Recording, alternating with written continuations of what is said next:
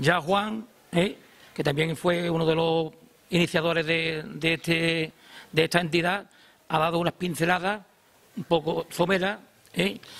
Yo voy a intentar hacerlo un poquitín, más o menos como él, un poquitín más amplio, y luego yo me dedicaré parte de mi tiempo a lo que es verdaderamente la comisión organizadora de este evento, porque luego vendrá el amigo otro Juan Manuel Delgado Monte, que yo creo que ese sí verdaderamente va a hacer una gran o una amplia exposición de lo que ha sido la Unión Deportiva Roteña durante su trayectoria en estos 50 años. Yo, como decía Juan, pues este equipo nace como todos los equipos. A mí me coge con 19 o 20 años y éramos un grupo de amigos. Y en el grupo de amigos había gente que jugaba a fútbol y gente que no jugaban a fútbol. Dedicábamos a salir detrás de las líneas, a copita, lo normal. Entonces, en Rota, el Club Deportivo Rota era una gran entidad, estaba muy fuerte y además económicamente muy bien.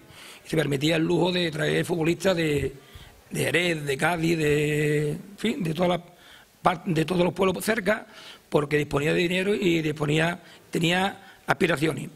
Y entonces, ¿qué ocurría con eso? Que los chavales de Rota, la juventud de Rota, no tenía acceso a participar en competiciones oficiales. Y ese fue el motivo principal que se iniciara la inquietud en una serie de chavales. Entonces estaba el Trueno, el Competidor, el Cochinera, el Levante, una serie de equipos que jugaban a nivel local. Y entre ellos había uno que era el Competidor, que era un poco más formado, más en regla, un tipo de juego muy bonito, en fin, que estaba muy organizado. Y ese equipo fue prácticamente un poco base de esto. Claro, nosotros teníamos la inquietud, pero lo que nosotros queríamos era jugar al fútbol. Entonces, que utilizamos a una serie de señores, compañeros nuestros, compañeros de barra, compañeros de bar, compañeros de tertulia, como era don César Oseca, que era el patriarca prácticamente de la reunión, que en paz descanse también, que ha muerto. Estaba don Francisco Cortito Ruiz, que ha sido alma y vida de la Roteña durante mucho tiempo, que era el que en los salesianos llevaba todas las bases de todos los equipos del colegio, que era donde se jugaba fútbol.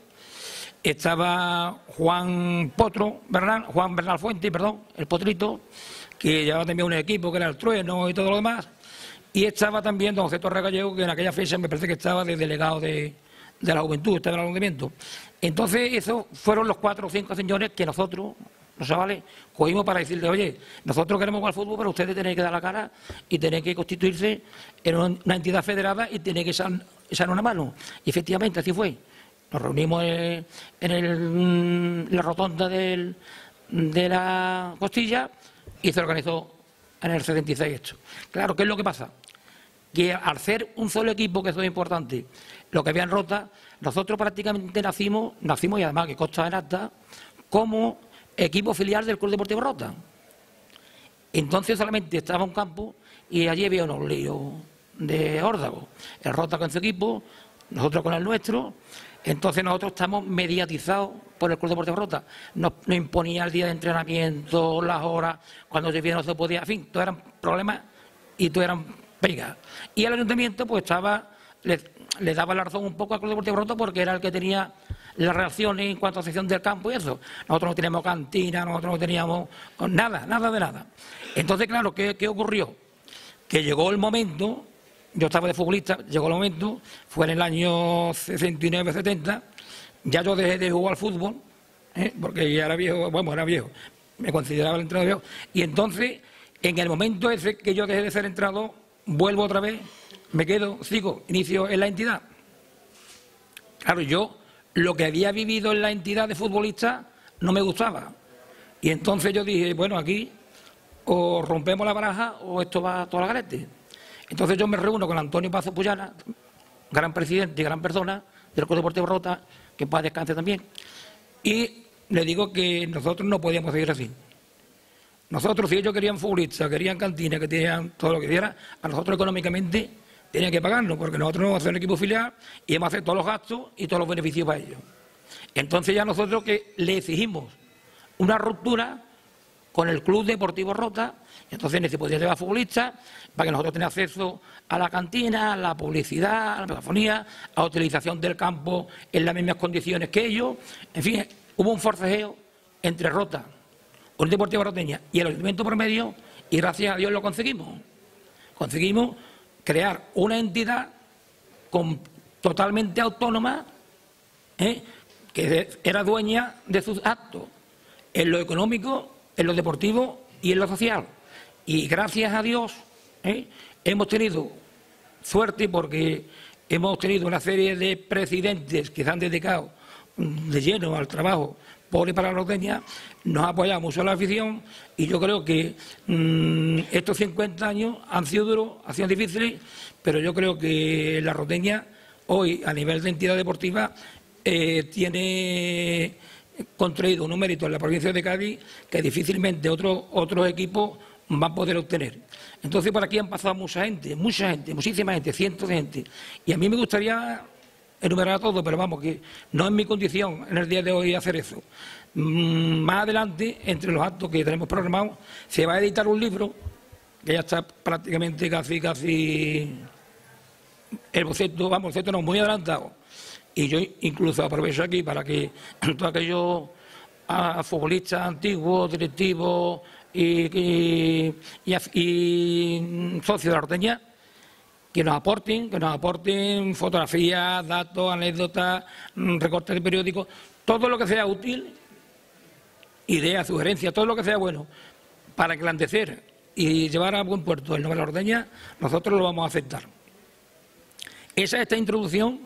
Voy a hablar ahora de lo que me compete a mí en este hecho.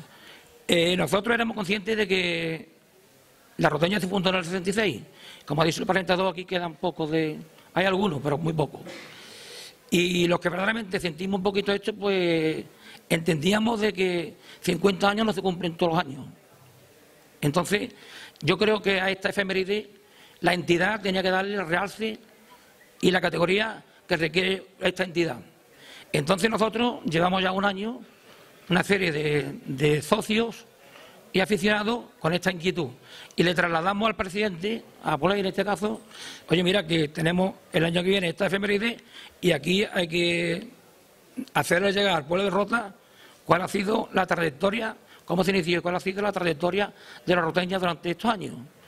Entonces hablamos con el presidente, lo convencimos.